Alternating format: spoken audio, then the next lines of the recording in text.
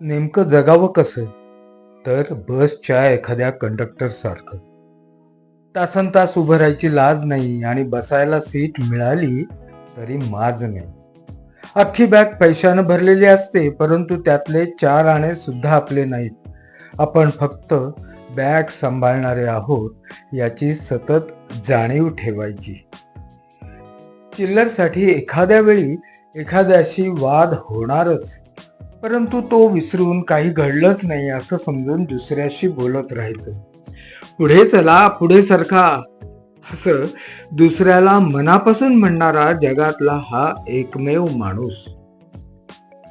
खचाखच भरलेल्या बसमधील प्रत्येकाशी यांचं एखादं तरी संभाषण होतच, पण कुणावर विशेष लोभ नाही, कुणावर राग तर मुळीच नाही, कुणाचा द्वेष नाही, कुणाचा तिरस्कारही नाही. आपला संबंध फक्त तिकिटापुरता. कुणी मध्येच उतरला तर त्याचे दुःख नाही, कुणी मध्येच बसमध्ये आला तर त्याचं कौतुक नाही. दोघांसाठी हात पुढे करून दार उघडायचं. येईल तो येऊ दे, जाईल तो जाऊ दे. मूळ ठिकाणी पोचायच्या आधी बस 10-12 स्टेशनवर थांबते.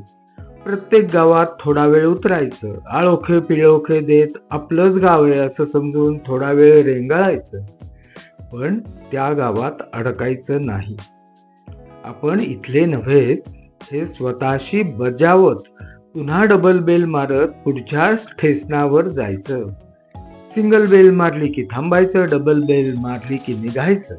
बस इतके साधे नियम पाळायचे. आयुष्य जास्त किचकट करायचं नाही. हा शेवटचा स्टॉप आहे, समध्याने उतरून घ्या असं सर्वांना बजावत स्वतःची वळकटी उचलायची आणि प्रवास संपला की आपल्या घरी निघून जायचं. उद्या कुठं जायचं, कधी निघायचं, कुठल्या गाडीतनं जायचं, ड्रायव्हर कोण असेल हे ठरवणारा वेगळा असतो. उद्या गाडी कुठली असेल याची खात्री नाही, ड्रायव्हर कोण असेल याचीही खात्री नाही, सोबत प्रवासी कोण असतील याची शाश्वती नाही. शाश्वत एकच आहे, तो म्हणजे प्रवास. आपण असू तरी आणि आपण नसू तरीही प्रवास कोणाचा ना कोणाचा तरी सुरू राहणारच आहे, निरंतर आणि निरंतर. आपल्या असण्या वाचून आणि नसण्या वाचून कोणालाही काहीही फरक पडणार नाही.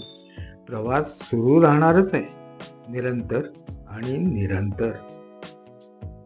मित्रांनो, कंडक्टर आणि आपलं जीवन याविषयी हे लिहिलेले स्फुट अतिशय विचार करायला लावणारे आहे. हे व्हॉट्सअपवर आलेले स्फुट आपल्याबरोबर शेअर करावं असं वाटल्याने सादर केलंय.